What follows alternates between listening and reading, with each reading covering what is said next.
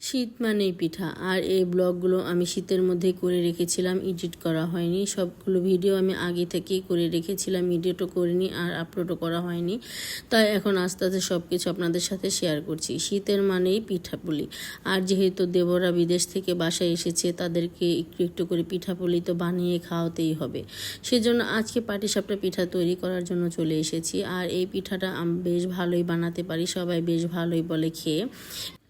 এখন আমি আস্তে আস্তে সুন্দর করে পিঠাগুলো তৈরি করে নিচ্ছি। আমার পিঠাগুলো কিন্তু প্রায় অনেকগুলো বানানো হয়ে গিয়েছে, আর কিছু হলে আমার পিঠাগুলো তৈরি হয়ে যাবে।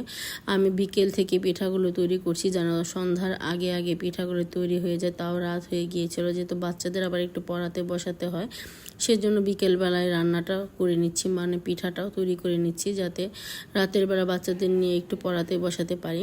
এই তো আমার পিঠাগুলো তৈরি হয়ে গেল। এইভাবে আমি সবগুলো পিঠা তৈরি করে নেব। আর মাশাআল্লাহ, পিঠাগুলো খেতে কিন্তু অনেক বেশি মজার হয়েছিল। আমি এই পিঠাটা সম্পূর্ণ দুধে তৈরি করেছি, দুধ দিয়ে ক্ষীরসাগর তৈরি করেছিলাম।